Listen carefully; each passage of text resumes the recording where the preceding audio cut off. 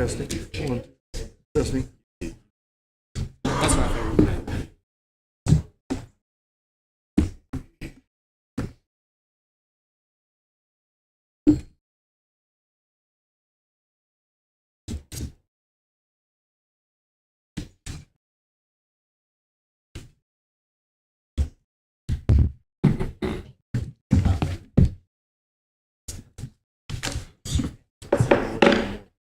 All right, good evening. It is 7 o'clock on Tuesday, September 16th, 2025. We're at City Hall in the council chambers. At this time, I ask the clerk to call the roll. Councilman Leaders. Here. Councilman Fleetwood. Here. Mayor Pro Tem Munger. Here. Councilman Haycraft. Here. Councilwoman Azatea. Here. Councilman Cohen. Here. And Mayor McCoy. Being a quorum, I call the meeting to order. Mayor Pro Tem Munger, will you lead us in the invocation? Father God, we just come before you and we ask for your blessings over this community and this meeting tonight. Lord, give us wisdom to make the decisions that need to be made. And Lord, we ask for your favor over this city. Keep us safe and well. We thank you, and these things we ask in Jesus' name. Amen. Amen. Yeah. Allegiance to the flag, United States of America, and to the republic for which it stands, one nation, under God, indivisible, with liberty and justice for all. Thank you. Okay, the first item we have is approval of the agenda, and before I look for a motion on that, got two items that we need to address, and the city attorney give you an update on that. Yes, Mayor. I was contacted about 3 o'clock this afternoon with a request from the attorney on the other side to make some what I felt were fairly substantial changes. I advised him I didn't feel comfortable doing that without doing a full review. They called me back about 20 minutes ago and said we should pass it, that they want to discuss those issues. So I would request that we table both of those two items, and we will put it on for the next meeting after we've negotiated these changes that they would like to make. Council, do you have any questions for the city attorney? That would be the two items on the agenda in reference to the approval of the sale of real estate, Hannibal Lakeside Technology Park, and the approval of the payment in lieu of tax agreement with the Missouri Joint Municipal Utility Commission. If there's no issues, I would entertain a motion to approve the agenda as amended. So moved. Second. A motion and a second. Any other discussion? Hearing none, all those in favor say aye. Aye. Opposed? Motion carries. Next item, we have the approval of minutes from the regularly scheduled council meeting September 2nd, 2025. So moved. Mr. Mayor, first of all, did we need the approval of the amended agenda? I thought all we did was table those two items. So No. Okay. Woody actually, I asked to table, and, Okay. and the mayor asked if you would approve the amended agenda. Okay. I think his implication was with the items I asked you to table. Now, Okay. Understand. Thank you. I'm Sorry for the confusion. No, that's okay. I'm glad you asked. Again, approval of minutes is next up for the regularly scheduled council meeting on September 2nd, 2025. So moved. Second. I have a motion and a second to approve. Any other discussion? Hearing none, all those in favor say aye. Aye. Opposed? Motion carries. Next item on the agenda is approval of payroll and claims for the first half of September 2025. So moved. I have a motion and a second to approve. Any other discussion? Hearing none, all those in favor say aye. Aye. Opposed? Motion carried. All right, next up on the agenda, we have public comment period. We have two people that signed up tonight, and first is Norma, and I apologize, I can't quite make out your last name. Beetle, okay, very good. Good evening, ma'am. May it please the council. Mayor McCoy, what a great job you do. My councilman, Scott Haycraft, what a great job you do. Thank you. The others as well, I don't know personally, but I will comment on what I've personally experienced. So I would acknowledge Councilwoman Azotea, Councilman Cohen, City Manager Dorian, Councilor Lemon, City Clerk Cogdill, Councilman Leaders, Councilman Fleetwood, and Councilman Munger, councilman as well? Good, okay, thanks. I'll start with my conclusion.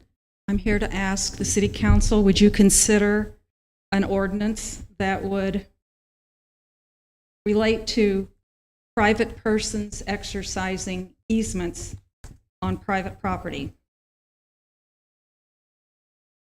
I would like anyone who owns a private business, not a public business, we're not talking about water, utilities like that, gas, none of that. We're talking about private companies who make millions of dollars by providing elective service.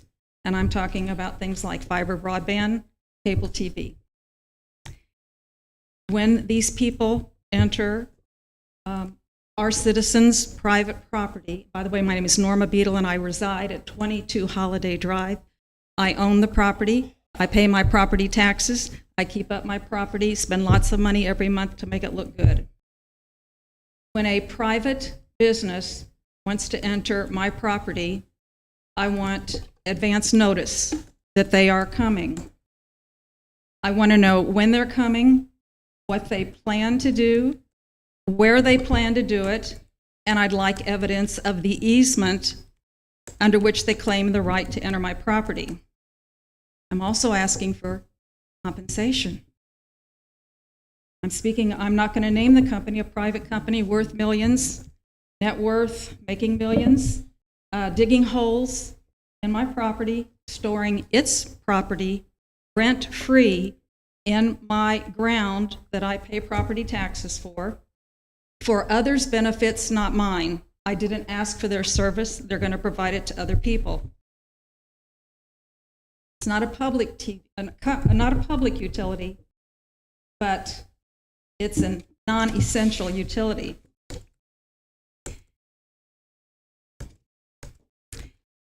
I will tell you the problems that I had. I wake up early in the morning to lots of noise, pickup trucks, trailers, tractors, digging machines, lots of guys with shovels doing their job, making lots of noise, and it's all up and down the street. I don't know what's going on. I go out there, here's me with all this massive construction going out there. It's really a safety hazard for me to go there. I ask what's going on, but they can't tell me. They're a private contractor. They're not going to disclose that. I called various people in the city trying to figure out who is this and why.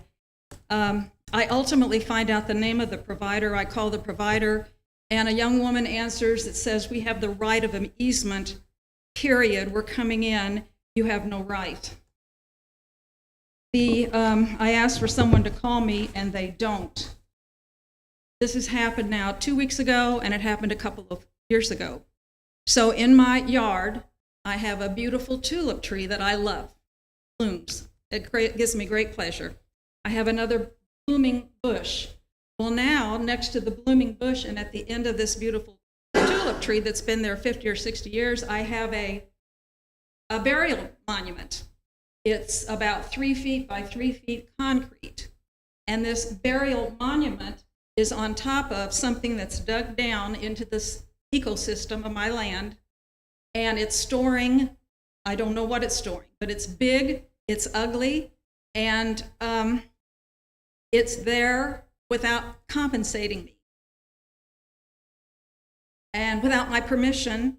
And I still can't find out, do these people have an easement? I've tried to search various places. I can't find it. I assume they do. But this isn't just for me, it's for everybody, any one of us. This can happen to you. People come, they're doing their job. I don't fault the people that are the contractors, but I do fault the big company with the big money, making money off of us that we pay our taxes and doing it rent-free. They don't pay a thing. They don't ask. They just tell, I'm coming on your land, I have an easement, end of story. So if I may, and I'll take this one if that's okay. Councilman Haycraft did reach out to me about getting this put on the agenda.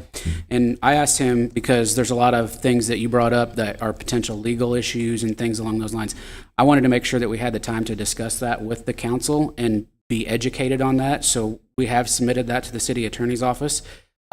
If it is reasonable with you, we'll work through that, and then we can either bring it back as the council at the next council meeting to discuss it, or we can at least get an answer back to you on where the city stands, if that is appropriate to the council, the counselor, and you, ma'am. I think that's a great plan, and I love to see our government in action at the nearest to me level, city council, and I'm very much appreciative of listening to me and taking the time to do it and doing what's best for our whole citizenship. Thank you. Norma, what was your address again? 22 Holiday Drive. Sorry you're going through that. Hopefully we can get it resolved soon. Does anybody have any questions that maybe I haven't addressed? One question I haven't been by there yet. Is the box that they built off the road? No, it's in my yard. I know, but where at? It's on the edge of the road. It's by a pole, Right, okay. a light pole. And there's also a place in the front yard that's dug. I don't know what's down there. But what particularly bothers me is this, I call it burial monument, buried under there. It's a, I have one in my front yard. do you? I as Okay. well. Yeah. All right. Anything else? Thank you very much. Thank you. Okay, the next person to sign up for public comments is Miss Sandra Bassnett. Bassnett, okay.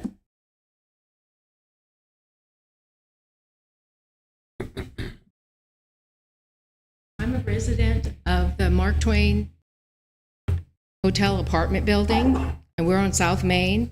We had a few issues this summer with a couple of the events, and we're concerned about safety. When we had our carnival on the 4th of July, we have it every year, they blocked our parking lot, and several of us had to drive through the alley between Broadway and Church to get to the alley amongst all the people, the kids, the strollers, the dogs. We drove through the carnival to go park our car, which was, we didn't think that was going to happen to us this year because last year we didn't have any access to our parking lot because of the construction on the overpass. And that was understandable because all the traffic was diverted down Main Street. So, but this year they were in the same place. They were on Church Street between South Main and 4th Street, and usually they're on South Main between Lyons and the gate for the levee. And it created problems for us. I didn't know that we were I've never driven through a carnival before with people in it, and it was very awkward and it should never happen, really. So that should probably be adjusted. Also, when we had the Steampunk Festival a couple weeks ago, we had no notice. There are 34 apartments in our building. They're all senior citizens and they're disabled people. And we weren't aware that we weren't supposed to park on Main Street. Now, your signs on the barrels that you put on Church Street said, no parking after 5 p.m. on Friday. And they were there 9 o'clock Friday morning setting up. And cops came in, they were asking for people, they were knocking on doors, move your car, you're going to be towed. Wasn't nice and polite, or it's just do it now or you're going to be towed. And we had no idea what was going on. That was very traumatic to us because they were having their morning coffee, and getting ready for the day and stuff like that. And so the other thing is that when the steampunk people came, they were right outside the door. You blocked a loading zone for us, and it was Friday, and we have Oates buses that pick up Neil's, United Healthcare, taxi cabs. That's our loading zone, right? The 3 spaces right in front there. So that was blocked, and that created a lot of angst for the people that live there. They were concerned about not, missing their appointments, but ambulance and the fire truck, and it was all barrels and it was all shut down, and that was very much a concern for us. And we had never had that on South Main Street before. We were under the impression that your riverfront was built for that purpose, for the festivals, for the food trucks. And when I walked at 6 o'clock Saturday morning, it was empty. The lawn between the river and the road there was nothing there. So, and they were all on South Main, and they were there for 4 nights. It was just difficult, very difficult. Now, we are good citizens of Hannibal, and we love the festivals and all the street fairs and all. And we usually deal with the people that are parking that come to the festival, but not the festival itself. I just wanted to let you know, if you could adjust it, please be good stewards of our rules and regulations and have more consideration for the residents and the business owners. Please. Thank you. Thank you. Thank you. Thank you. Okay. All right, the next item on the agenda is Chad Walden, Hannibal, Missouri Veterans Parade. Chad, you've changed a little since the last time I saw you. I knew somebody was going to say something. He couldn't be here tonight, so I just decided to come up. He said he already submitted the paperwork in. We just need permission for November 8th, that Saturday. I do not have insurance, so Mayor, I'll ask that We're working on that. I approve it. I'll make a motion to approve pending insurance. Second. One Second. thing we did want to add, though, is Rescind. yeah, I knew you were going to say that. Hold on, I was waiting for you to say yes. One thing we did want to ask is there any way at the stoplights up by top of Broadway, we're going to do it a little different this year. So we want to, instead of using Save a Lot parking, because it gets so congested, so it's just really, really hard to keep track of everybody. So we would like to start at 8th and Broadway, right at the police station. We would like to block off all the way up to right at the stoplights at like 8:30 in the morning, so we can start getting everybody lined up because they come so early. So you would line them up on the street then, as opposed to parking? When does it normally get blocked off? I think it's 8:30 or 9, So it's the same time? roughly And- the same time. But we just wanted to make sure we had permission to do that because we are doing it different. Chief, Yep. what time is it that's normally, what time is it normally that we start blocking the traffic there? Right, and we don't set up barricades. The event organizer sets barricades up. Okay. So But I know the Do police you have any are out there objections? and- How is that objections going to affect Chief? traffic?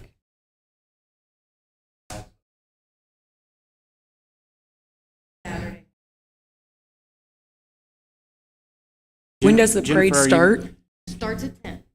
Okay. Jennifer, are you going all the way down? Are you going to start lining them up at the police station or the courthouse like the No, JC we're parade gonna usually do does? right at the police station. We're going to try to kind of congest everybody a little bit more so they're not so widespread out. They'll come down Broadway, turn on to Main, and stop at the statue. Then we have our ceremony. So what time did they?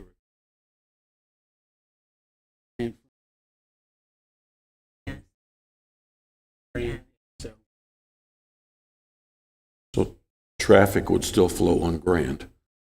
It's just they couldn't turn and come down. right, what we would do is we would set all our barricades up at Grand, and then Okay. the event organizer would just pull them out in front of the street. Right. So really, I don't think it should really affect anything. No. no, event package shouldn't. If anything, I would probably just make a social media post so people know, for people that are there to We're come gonna for the do parade, that, yep. that they know. Yep. We've also got flyers that we're going to put everywhere. We're just trying to make it so that maybe we can streamline this a little bit better Yeah, versus the Save a Lot parking lot. I mean, I don't think you need to amend anything. I think your request covers Okay, it. So, perfect. My motion stands. Thank you. Yep. motion and second. Council, do you have any other questions? All those in favor say aye. Aye. Opposed? Motion carried. Thank you, Thank guys. you. Thank you. Appreciate it. All right, next item on the agenda is John Earhart, Lincoln Trail Region Porsche Club.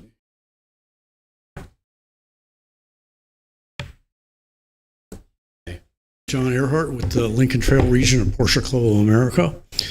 We're seeking a street closure in front of the brick oven there on the 27th of this month. We're planning a drive up from Louisiana, and most of our membership comes from the flatlands of Illinois, so an opportunity to drive some nice roads, and end up in a great town like Hannibal, and with some great food, by the way, is always a big opportunity for us that we like to take advantage of. I have also already arranged for the insurance that you asked for. I think there's an additional endorsement that we're lacking, and we are in contact with our insurers. We should have that tomorrow or the next day. I think that is all that we're waiting on, council. Move to approve pending insurance. Second. A motion and second to approve the request for street closures on Saturday, September 27th from 11:30 a.m. to 3 p.m. in front of the brick oven. All those in favor say aye. Aye. Opposed?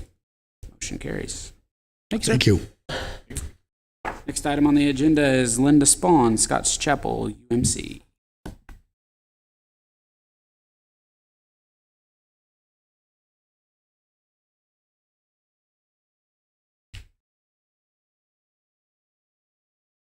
Well, I'm not Linda Spahn, but she is sitting back there. I'm Helen McFarland. I'm the pastor at Scotts Chapel United Methodist Church that is at 1815 Hope Street. And we've got a deal for you. We need to have the street, the 18th block, blocked off on September 27th. It's a Saturday, from about 8:30 to 1:30. We're having the annual block party. It's probably been going on for at least 25 years. And the good thing is, treasurers will love this. Everything is free. It's our gift to the neighborhood, and the neighborhood includes the area around the church, but also includes all of Hannibal. So I invite you all to come. There are games for kids, and there's plenty of food. Hamburgers, hot dogs, nachos, funnel cakes, snow cones, soda, etc. There are games to play, and there are drawings for lots of prizes. Suggest if you come, you get there before 12 o'clock. Or around that time, because we draw for the prizes at 12:15. It's kind of like Bedlam when you have a large group of kids and adults there. So would just invite all of you to come, enjoy yourself, meet the neighborhood, and be surprised and go home full. Thank you. I do have one quick question for you. You mentioned 8:30. The request that was submitted is 9:30 to 2. Okay, well, that's fine. Will that cover what you need? Yeah. Okay. It really covers us getting set up. Okay. Understood. I didn't ask her what she asked for. Oh, that's okay. Council? We're kind of in tandem with what we do there. She's the former pastor, and then I'm their part-time pastor now, so. Very well. It's exciting at that place. We'll add that my wife and I took our grandson last year and had a great time. Right, so all of you come. And in addition, if they have no calls, we'll have an ambulance, a fire truck, and a police car there. So kids can actually get in the vehicles. And so if you've not been in an ambulance, it's your opportunity. If you want to try on the fireman's coat and hat, they'll let you do that. If you want to get in the police car, I'm sure they'd be happy to allow you to do that. So come out and have fun on that Saturday. That's the opportunity we want people to be in police cars. Yes. I'll make a motion to approve. Second. All right. Motion and second to approve. Everything was good on that, right? Okay. Any other discussion? Hearing none, all those in favor say aye. Aye. Opposed? Motion carries. Thank you. Next item on the agenda is 2 appointments under my name, reappointments, approvals for the Airport Commission. This will be a second reading for Maria Coons for an appointment for a term to expire September of 2028. Dick Rupp, also for an appointment for a term to expire in September of 2028. Entertain a motion to approve. So moved. Second. Motion is second. Any other discussion? Hearing none, all those in favor say aye. Aye. Opposed? Motion carried. Stuck for another 3 years, Maria. Next item on the agenda is not James Lemon. We tabled that. Will be Mr. Andy Dorian, interim city manager. Good evening, Mayor, Council. 2 items tonight. First up, we had a bid opening for the sealing of our pool filters. There's 5 giant pool filters. And over the years, we've had significant water loss out of those filters. So the hope is, we'll be able to come in, remove all the median, sandblast, and put this epoxy sealer in there and greatly reduce that water loss. That will help with water loss for the Board of Public Works, but also it's very hard on regulating chemicals when you lose that much water and have to circulate it. So this was a very good bid. So we would like to approve the bid award of $28,900 to Basin Painting Company. Council, do you have any questions for Andy on that? Is this general fund or is this Parks and Rec? Parks and Rec. And you do have it in your budget? We do. Okay, thank you. Motion to approve. It's a resolution. It'll be resolution 2568-20. Do they give you any kind of warranty on that or any? They do, yeah. It's a year warranty as long as everything holds up. What we're going to do is test it right away, fill it up full of water, and with a pool that was built in the 60s, you're never going to be perfect. But as Matt and Darren know, it's gotten to a significant issue, and so that hopefully this helps a lot. So Sounds good. Thank you. What's the time frame for? I remember seeing it in dates in what? yeah, the hope is like 15th of November. Yeah, or- the hope is to try to get it done this fall. Right. Yeah. So next up, as part of the ARPA project, the North Street and Mark Twain Avenue Stormwater Project, we have to have an authorized official signature, and that has to be the mayor. And so since Mayor McCoy has taken over from Mayor Louderman, we need to update that. And so this would give him the authorized official signature, and there's a resolution to follow. Questions on that, council? All right, like Andy said, resolution 2570-25 to follow for approval. Next item on the agenda is Melissa Cogdill, city clerk. Mayor and council, I got 2 things for you. The first one's a little odd, however, brought to your attention. Back in August of 2023, the then mayor and council had made a decision to pass a resolution that would allow an outside attorney to conduct our exit interview at that time. The former city manager, Lisa Peckett, advised the council the agreement would be signed with Meredith Run from MJR Law Firm. That all the exit forms, we would change the information to her information. Every employee that exits the city of Hannibal has been given one of these with her information on it, that they could fill it out, return it to her, and she would review our exit interviews, or she would also offer to give a verbal if the employee chose. Recently, Meredith has retired, and so she will no longer be able to provide this service for us. So I just need some direction from mayor and council. Would we like to continue to have an outside attorney to perform our exit interviews, or would we like to move them back in-house? I did put in, it was costing us $250 per hour for the interviews with an estimated 1 hour to. So I just kind of need some direction because the resolution that I included in there, that was specifically for Meredith J. Run. So if we were going to seek somebody else to do something to do it, I'm assuming we can refer to. What was the philosophy behind using an outside individual? Ms. Runge, while under the rules of the bar, was not allowed to say that she specialized in this area. It was a service that she offered for multiple other parties, and it was something that would allow. The thought was that if employees were able to speak to someone who was not in the chain of command, they were more likely to be forthright and forthcoming and cooperate, because there's no way you can make anyone do an exit interview. they've quit. What are you going to do? Fire them? So that was the thought, was the combination of both the fact that she did this work for others and was apparently very skilled in it, and also to encourage other parties. There's probably others out there that do it, but I have no idea. I was not involved in the hiring process. I met her one time. Was Melissa, your how many output- people? Sorry.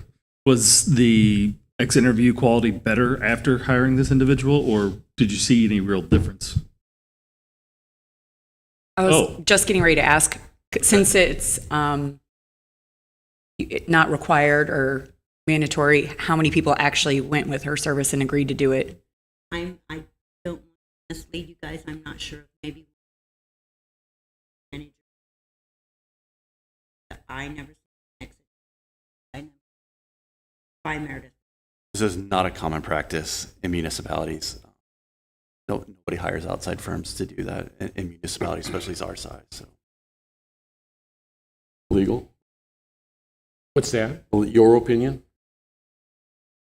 Andy's going to know better than I do in this area. I had never heard of an attorney that not specialized, but did a lot of these. Because again, I don't want to accuse her of specialization, but I had never heard of that as an area of the law to focus your practice in. But she apparently did. She was the first one I ever met. So anytime I've ever seen exit interviews, they're generally done in-house, and if you're big enough, you got an HR department that does it. I think that was part of the issue. Was justification, as I recall, was, well, we don't have an HR department, so therefore we ought to go third party. But we're pretty small. Do we need basically too small to have an HR department. I definitely think that it's not something we wanted to do outside. I do have a background in HR, and getting people to do exit interviews is one thing. Getting useful information out of those exit interviews is a whole other thing. And typically what you get out of it is a pattern that you might be able to get out of. When you only get one exit interview a year, you're not getting a pattern out of that. I think it's something that can definitely be done in-house, and maybe we need to review and find out exactly who that would be.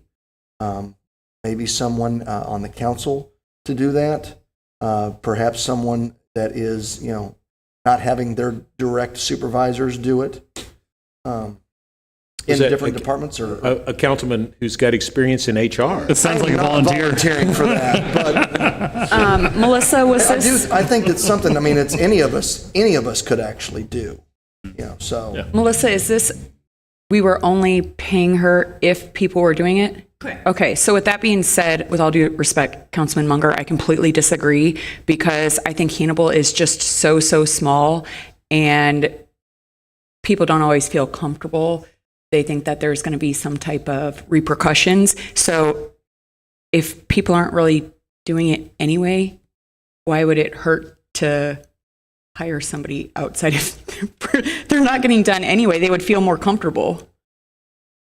I would like to, for the record, say the firemen do not hold back when they are telling me when they're exiting. Yeah. So And how did the process work? Was that something that the city manager requested or the employee? I on the exit interview. Yeah. We have an exit interview or a paperwork, and when they exit, we give them their final pay and everything. It is in the packet with their insurance information and all that. And the packet, it has Meredith Run information at the bottom. If you complete this exit interview, please return to Meredith Run at this address with this phone number. That's how it's handled. So the clerk's office, when we do our exit paperwork and everything with the employees, and we would give it to them then, and then it was up to them if they wanted to do it and communicate with. Yeah, that would be typically how it would be done. An exit interview packet would be sent. They turn it in. It would go to the city clerk and the city manager or HR. They would review and then address with department heads if there's an issue, address with council. What I think one of the things that was discussed, I think, was exit interviews would go straight to the council as well, which is fine too. Now, on these based on your experience, Melissa, are most of them done just in writing, or are a substantial number of people requesting, based on the number we have, obvious, but are The they, ones that have been returned have been writing and not.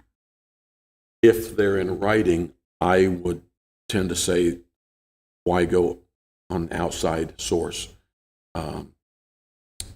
If it's going to be verbal, I can see a benefit of having an outside source, but If most it's people in- are doing it in writing, maybe it could be an option, and Andy or anybody could input. Maybe it's a form that automatically gets submitted directly to the council, mayor, and city manager, so that it's not getting left on somebody's desk, and that it automatically comes to us, and then it kind of like takes out that middleman of having to go to somebody.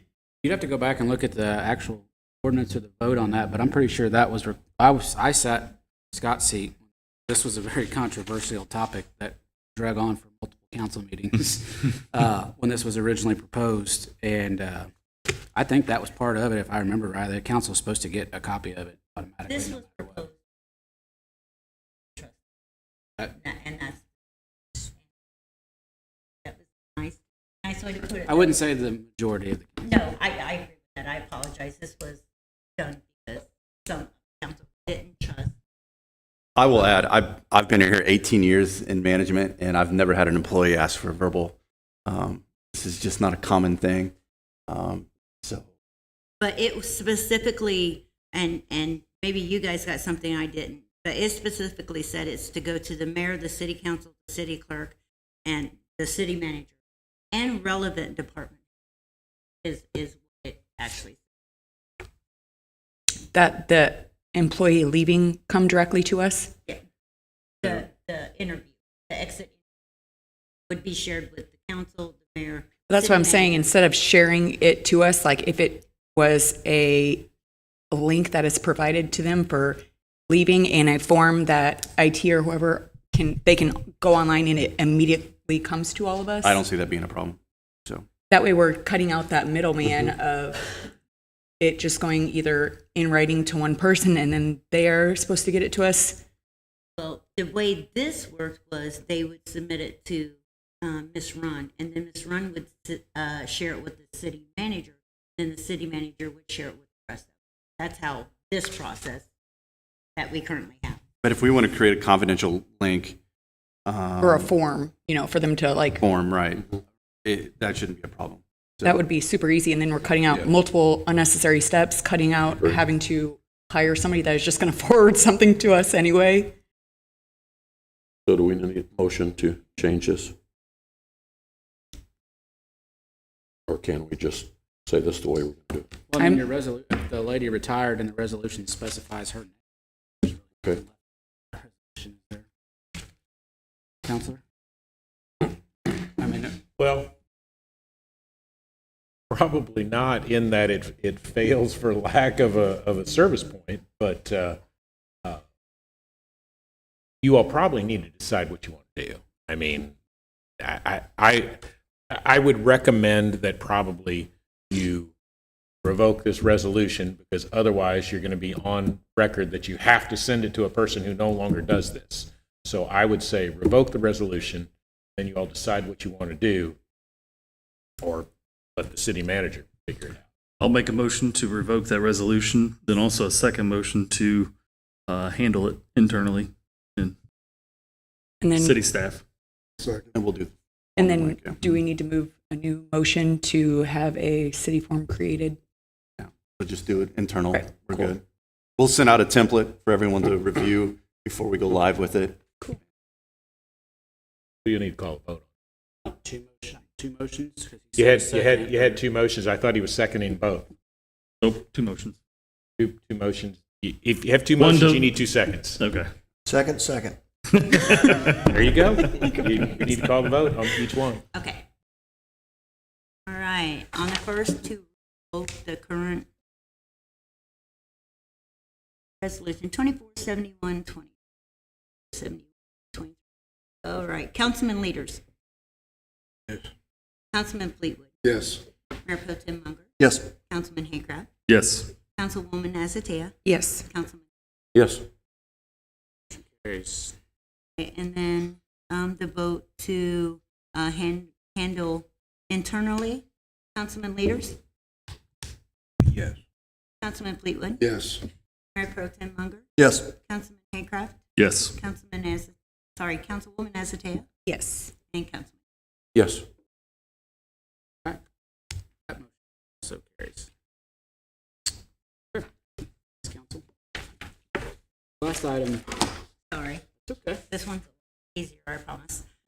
According to Missouri Secretary of State, overseeing document retention in Missouri's political subdivisions, according to the Missouri Record Retention Manual, published, certain records only need to be retained for a limited period of time, at which point they can be destroyed.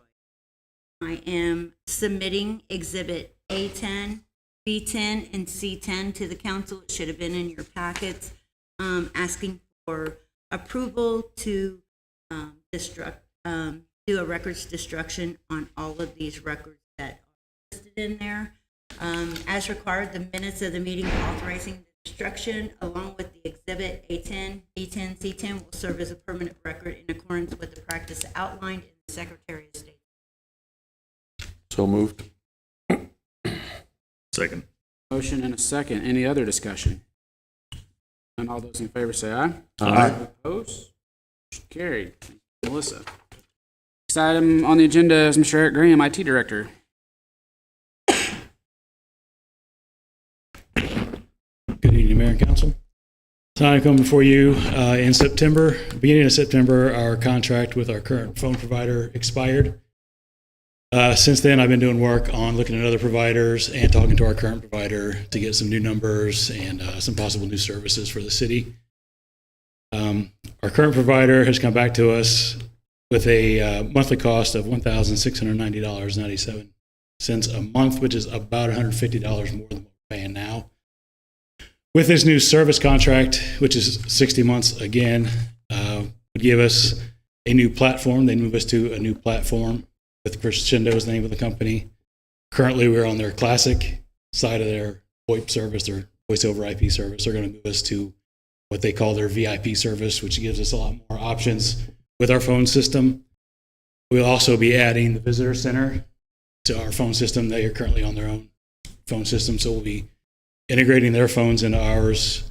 And we'll also be able to do some texting services from our phone system. I know the city clerk would like to be able to send texts out to all city employees, like during the winter for closures of City Hall, that type of thing.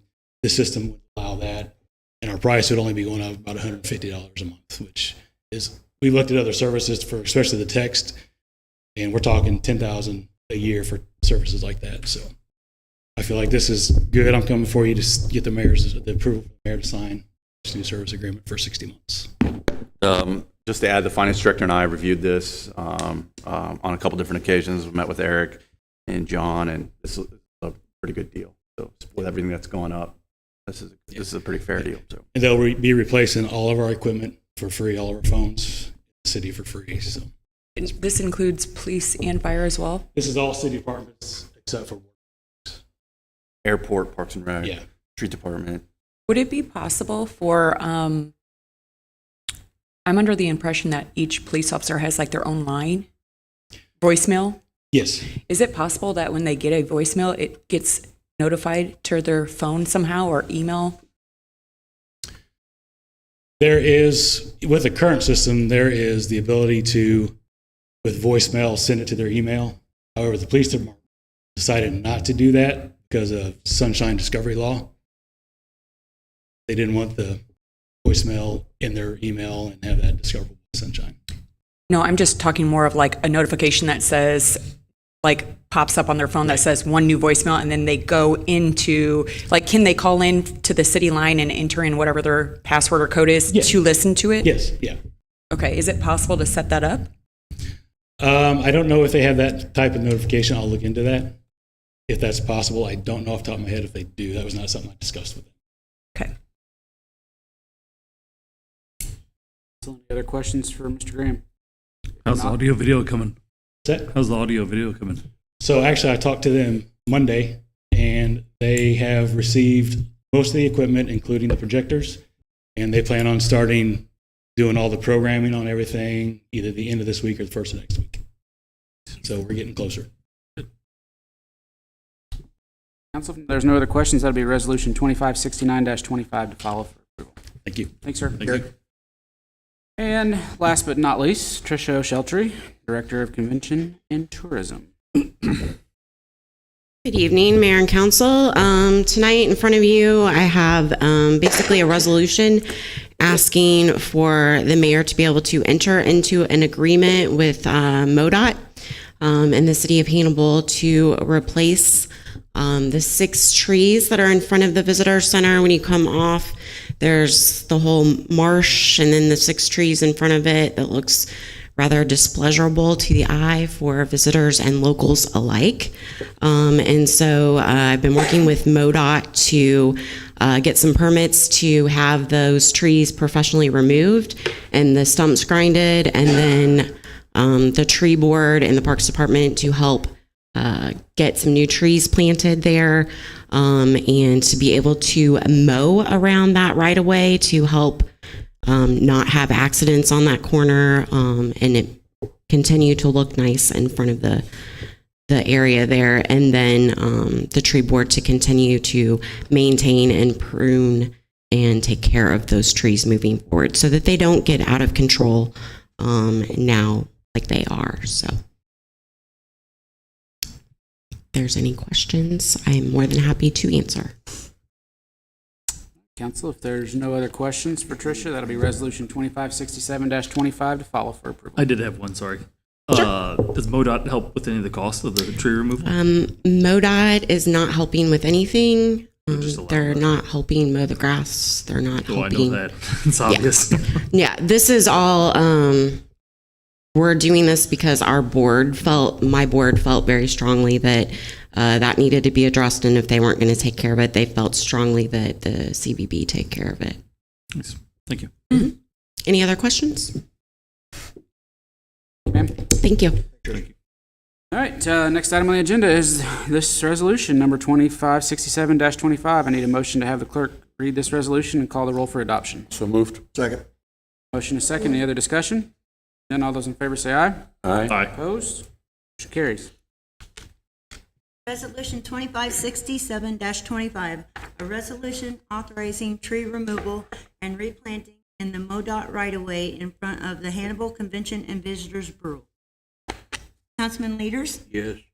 Councilman Fleetwood? Yes. Mayor Pro Tem Munger? Yes. Councilman Haycraft? Yes.